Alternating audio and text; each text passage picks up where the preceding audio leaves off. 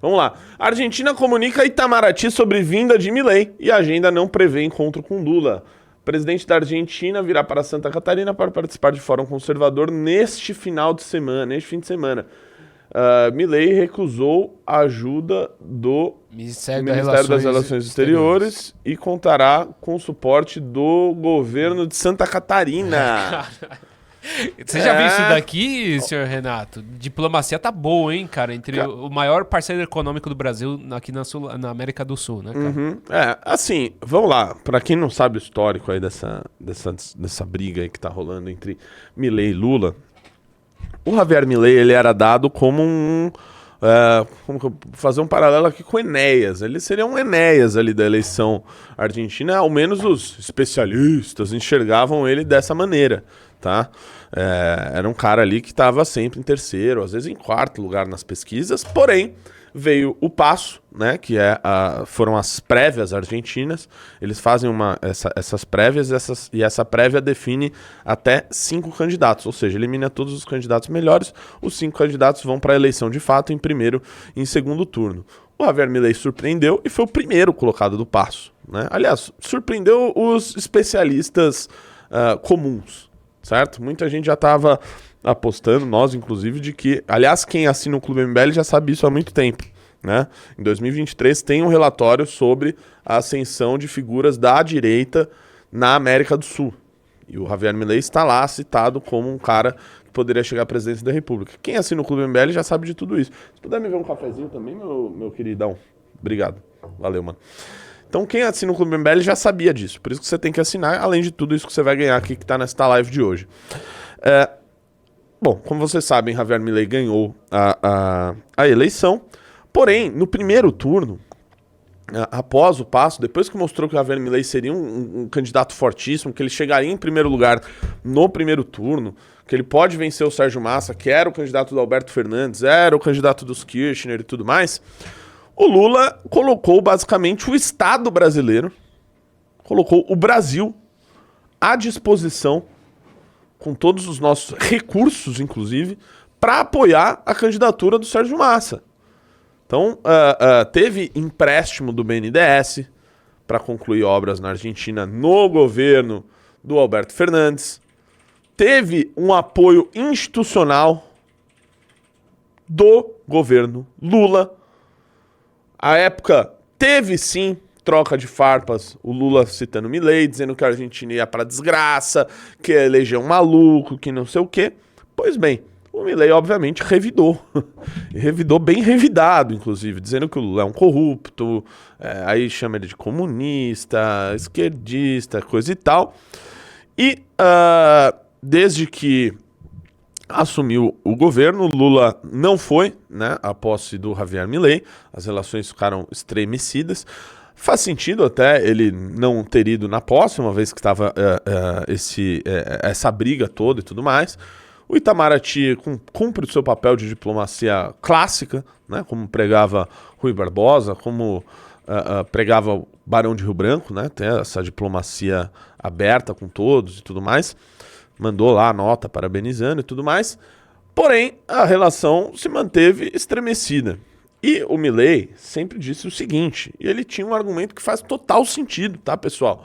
Porque às vezes a gente fica discutindo essas coisas, o Milei falou isso do Lula, nossa, isso vai prejudicar o Brasil, isso vai acabar com o comércio entre dois grandes parceiros.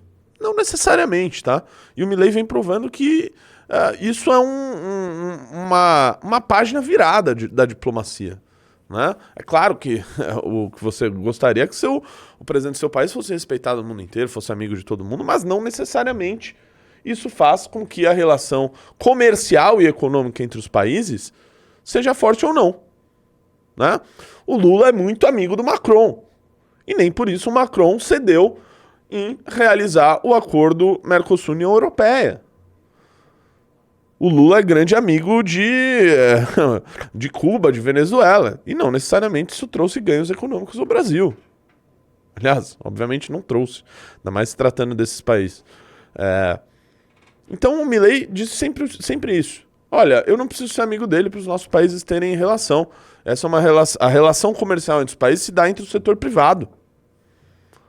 O que é de Estado se dá com o Estado, o que é de privado se dá com o privado. Não preciso ser amigo dele. E, de fato, ele parece correto no que ele disse. E, sim, manteve as críticas dele. Ele chegou a dizer recentemente, o Lula é um corrupto mesmo.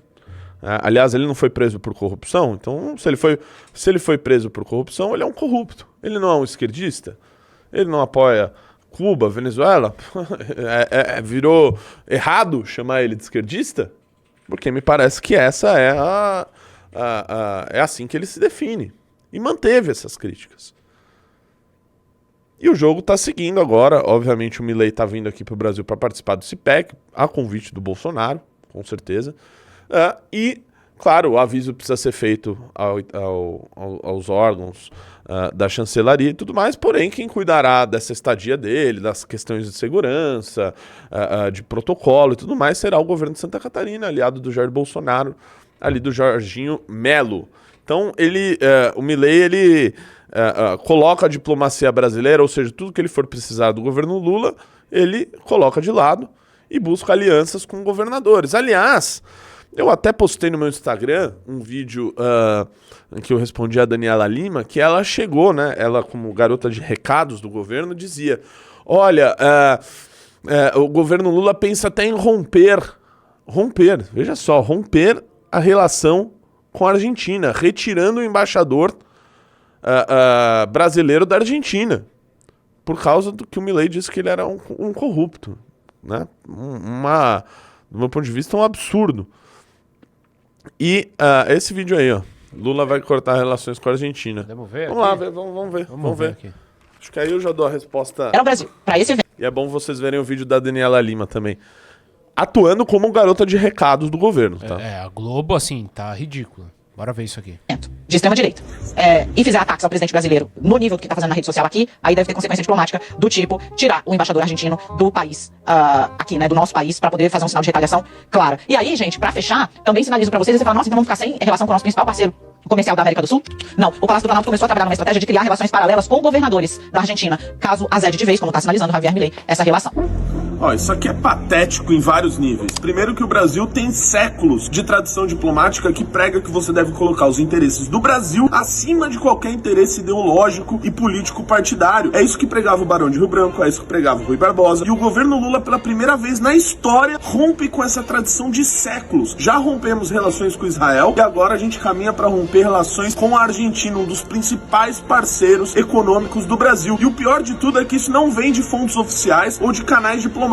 Vem de uma jornalista de 5ª categoria que só serve como garota de recados desse governo. Aliás, o que machuca esse governo é que eles sabem que o Javier Milei só falou verdade sobre o Lula. Meu nome é Renato.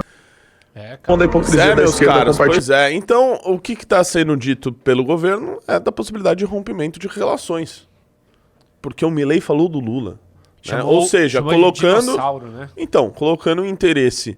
a relação pessoal deles acima da relação entre os estados, né? Acima do interesse do Brasil, portanto. Então, quem é que está fazendo política ideológica? Porque, cara, às vezes eu fico aqui no governo, às vezes eu fico aqui na live falando, colocando a hipocrisia daqueles que criticavam isso do Bolsonaro e hoje fazem diferente. Isso não significa que eu estou dizendo que o governo Bolsonaro era correto. Obviamente, né? Nem preciso dizer isso para vocês, mas às vezes é bom pontuar. O problema é que os caras, quando chegaram agora no poder, fazem exatamente a mesma coisa que eles criticavam. O Bolsonaro só faz política ideológica e tudo mais. Eu concordo com essa crítica. Principalmente enquanto aquele Ernesto Araújo, que era um bobalhão, um imbecil, um cara assim... Olha, com dificuldade de alfabetização, tá? Um cara que não conseguia concatenar um pensamento. Depois que ele foi alterado lá pelo chanceler Carlos França, isso daí acabou sendo colocado um pouco de lado. Essa turminha Eduardo Bolsonaro acabou saindo um pouco das relações exteriores, né? Colocaram um cara que era embaixador, tal, que tem a tradição ali do Itamaraty e tudo mais, para fazer a política externa que o Brasil sempre fez, que é a política pragmática. Porém, desde que esse governo assumiu e fez tantas críticas com relação a isso, a política tem sido guiada de maneira ideológica. É só ver o caso de Israel. É só ver o posicionamento do Brasil no Conselho de Segurança da ONU sobre Israel. Sendo exceção. Tendo dificuldade de criticar o Hamas. Ora, esse caso da Argentina, colocando a relação pessoal acima da relação de interesse nacional.